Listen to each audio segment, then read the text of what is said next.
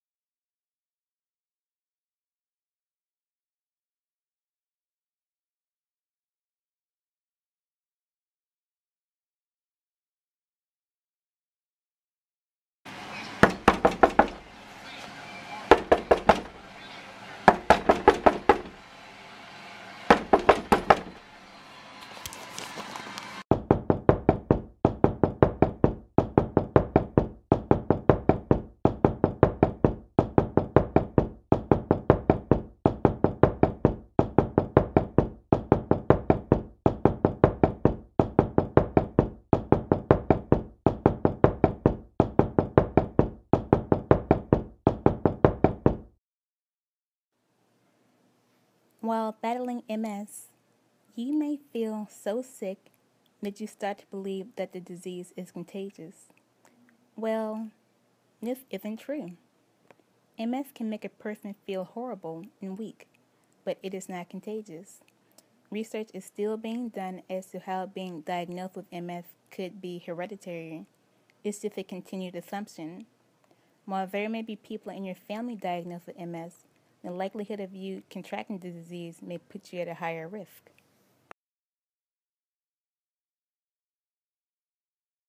I wanted to make a little video today that's a little different than most of my videos. I see people sometimes that don't want to do the MS awareness stuff because they're like, oh, there's not going to be a cure in our lifetime, or that kind of thing. Some stuff about our lifetime and all this. Here's the thing, though. You're right. There may not be a cure in our lifetime. There probably won't be. But who cares about our lifetime? Like, I'm not worried about my lifetime. You know what I'm worried about? I'm worried about my kids. I'm worried about my grandchildren, my future grandchildren, my future great-grandchildren.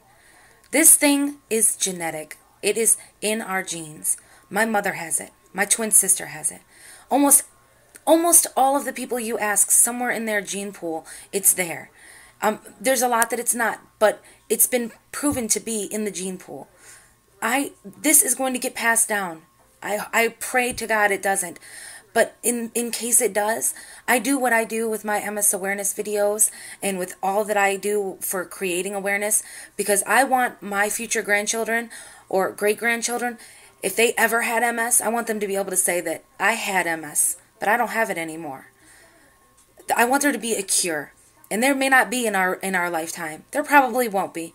This will probably be something that ends up being something that we live with till we die. I've accepted that. Most of us have. And for some of us, it's what stops us from doing awareness and educating people and caring about all the MS things that happen in their area and all that kind of stuff. But my plea to you is that don't do it for yourself. Do it for your future generations. Do it for the bloodline that you don't even know about yet. Do it for them. Do it for the fact that those future generations need to have a cure. They need to not have to suffer like we have. That's why I do what I do. I do this stuff because awareness is the key to a cure. Education is the key to awareness. People need to know what it is. They need to know what we suffer. They need to know what these symptoms are. Share the videos. Talk to your friends. Make your own videos. Don't be ashamed of this disease. Don't be ashamed of your story. It's your story. It's your life. You did not ask for this disease. You didn't sign up for this. Don't be ashamed of this. Don't be ashamed of what you're struggling through. Tell people about it. Educate people. Be honest with people about what this disease does to you so that they know. So more people give a damn about what we go through. So that, you know what? So more people are going to say, wow, we need to do something about MS. Let's come together and take steps in the right direction to bring awareness to multiple sclerosis so that people stop brushing it off because they don't know about it. Because most people, when you ask them, hey, what's MS? They say, oh yeah, I donate to that. Isn't that Jerry's kids? They don't know what the hell we are.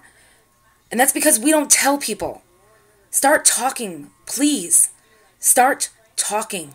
I'm begging you. For my future grandchildren, for my children, for everyone out there that may possibly hold this gene inside of them and don't even know it. Please, start talking. Create awareness. We need it because we need a cure. Nobody should have to suffer like we have. And to suffer silently, you're not doing anything. You're not doing anything but hurting yourself. And you're not doing anything for this disease. You're not doing anything to create awareness. You're not doing anything but it's not beneficial. It's not. And I understand some people, everyone deals with their disease differently. I just really wish that everyone, there's so many of us out there, and if every one of us started to step up and say something, we have such a loud voice. We could be so loud. We could right now we are a whisper. We could be a scream if we all came together and started talking. Let's stop whispering. It's time to stop whispering.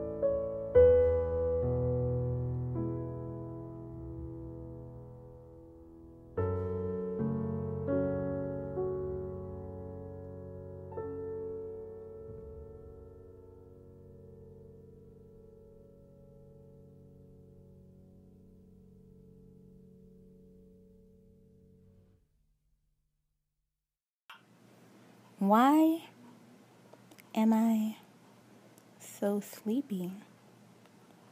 Why does cold water burn my skin? This headache, it just won't go away. It's getting worse. Everything looks so blurry. What's wrong with my hand? How come I don't write like I used to? Why do I keep falling when I walk? What's going on? These were just some of the first symptoms I had when I was 14 years old and knew something strange was happening to my body. I needed answers, but at the same time I was afraid. I was diagnosed with multiple sclerosis and thought I would never be normal again. But this was just a misconception. With access to information about this mysterious disease, I was able to get back on track and live my life as a normal person. Sure, it took a few stumbles, but they helped to make me stronger. I will not let this disease control my life.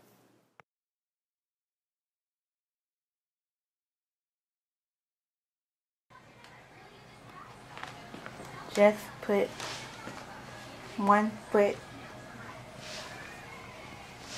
in front of the other.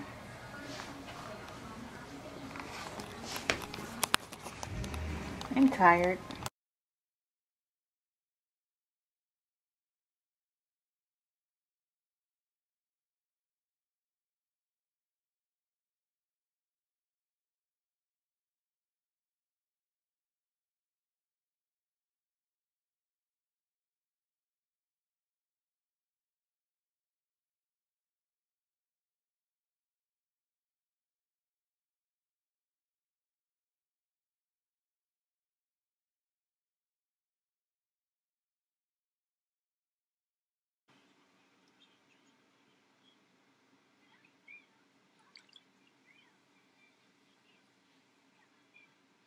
Paper, pick a peck of pickled peppers.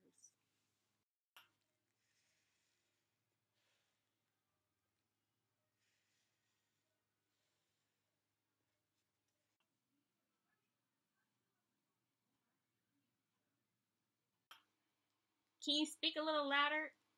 I can't hear you.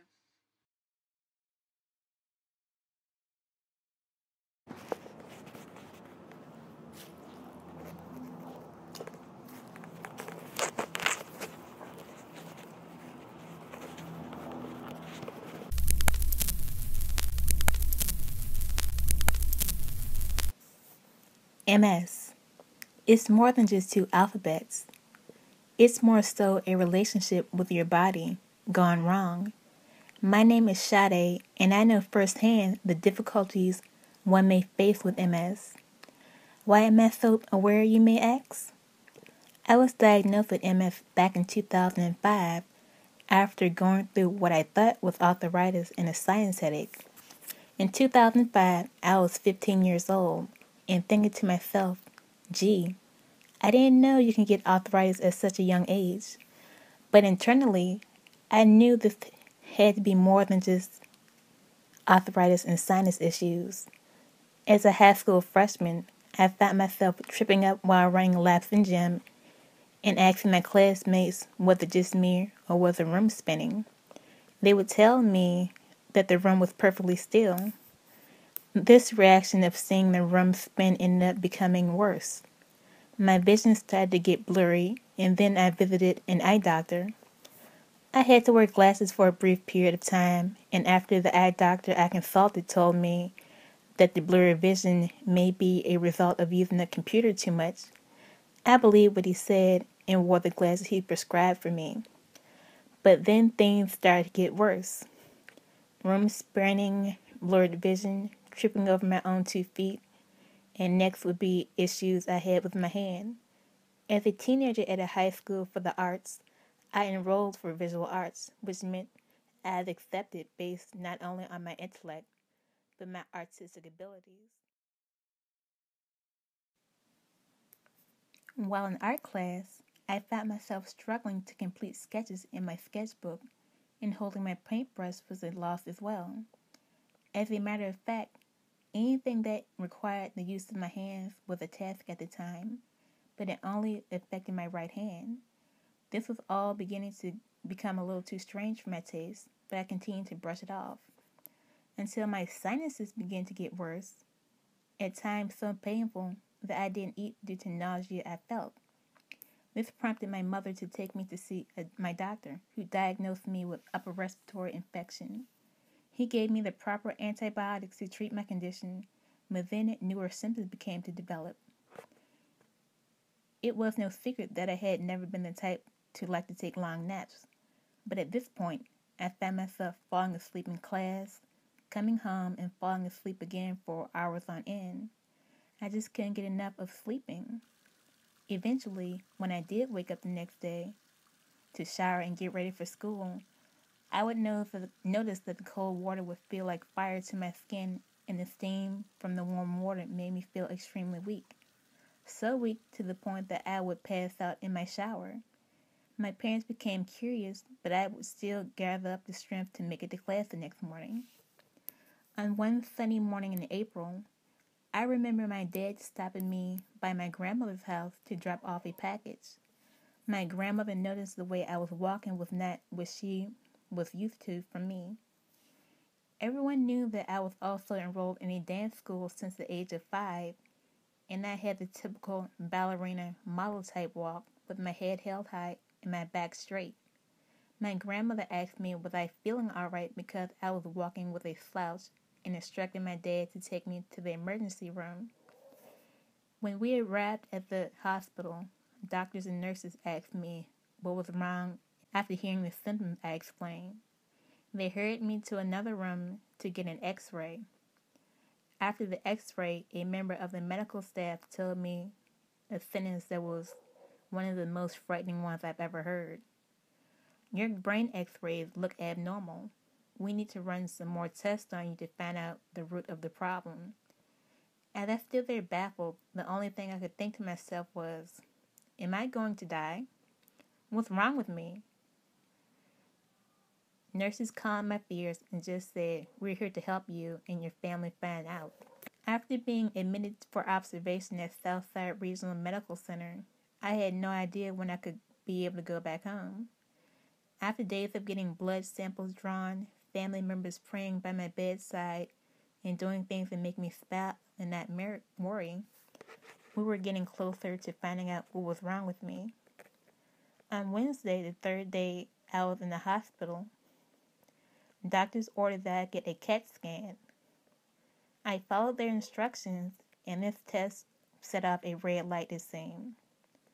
While trying to keep a straight face, the nurses told my parents that I had one more procedure that would answer their hypothesis. The next procedure in question was one so painful, it even made the toughest of people break down in tears. The doctors and neurologists were preparing me for what is known as a spinal tap. Upon hearing them tell me that it's okay to cry, when the needle was injected into my spine to pull out spinal fluid, I just laid on my hospital bed, tears beginning to form. I remember being told that the needle was going to be inserted in my spine and to take a deep breath. The scary thing about this whole procedure to me was, at the time, I remember telling my nurses I can't feel anything. So as the test continued on and ended with me still repeating that I don't have any feeling in my body, the neurologist that was helping me told my family and I that when my spinal tap results came back, she would share what she believed was wrong with me. About a few hours later, she walked in my hospital room and said that I have what was known as MS. My parents had a shocked expression on their face while I laid on my bed, dumbfounded. I remember my mom asking the neurologist, is MS deadly? As my dad walked over to me and kissed my forehead. The neurologist replied that it's not deadly in her case, but from how bad her spine looked on the MRI, it's highly unlikely she'll be able to walk again. This prompted my dad to state that I needed a second opinion, because he was just as shocked as I was. I received a second opinion about my diagnosis after spending a week at Southside Regional to UVA Epilepsy and Pediatric Neurology Clinic. My new neurologist there, Dr. Splakusa, looked at my MRI results from Southside Regional and looked back at me and stated to me and my parents that it would be a miracle if I would be able to walk again or be able to do anything with my hands because my spine was just that bad. He even went on to state that I had one of the worst spines he had ever seen. He pretty much was saying that I could expect to be reliant on a wheelchair for the rest of my life, and that there was only a few medications he could put me on due to my young age. The first medication he had me take was a pill called prednisone. Prednisone is an oral steroid and one of the first modern medications given to MS patients to calm activity that MS had on their bodies. But using prednisone so often at such a young age had its drawbacks. I had to be given an insulin shot one night while I was in the hospital in hopes that this medicine wouldn't send my blood sugar sky high. This made Dr. Splakusa try another medicine on me. This was an IV treatment called salomedrol, and I had to take it in the hospital every 4 weeks for 3 days. Salomedrol had shown promise in helping me get back on my feet, but just like prednisone, it came with a host of side effects. My blood sugar never went up, but being on a powerful medication such as salomedrol from age 15 to age 18 was enough on my young body. Dr. Flacusa told me that he would want me to try another treatment that I could take at home once a week. The medicine he was talking about is known as Avonex. Now, if anyone is afraid of needles, I pray that they will never have to take Avonex because, as you can see, it's a pretty long needle. But since I had grown accustomed to the constant pricking and piercing of needles through my skin, I dusted my shoulders off and gave myself the injection every Friday night like it was second nature. I continued taking this medicine until 2011, when my routine MRI showed a bit of activity on my spine, and my neurologist told me she wanted to work so that I would never have to see another lesion on my MRI. The next treatment she wanted me to start was known as beta-seron. It is a much smaller and skinnier needle, and I have to take it every other day. After being on this medicine since 2011 to current day, I am happy to report that my latest MRI scans show that my MS is in a stable condition, which is a good thing. One of the reasons I am so passionate about MS awareness is the fact that the disease needs to get more attention than it has in the past.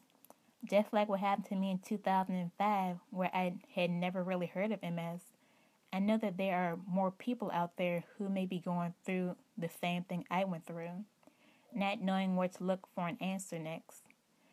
I believe that the world becomes more educated about MS and starts to raise more awareness about this disease. It will help push more research towards a cure.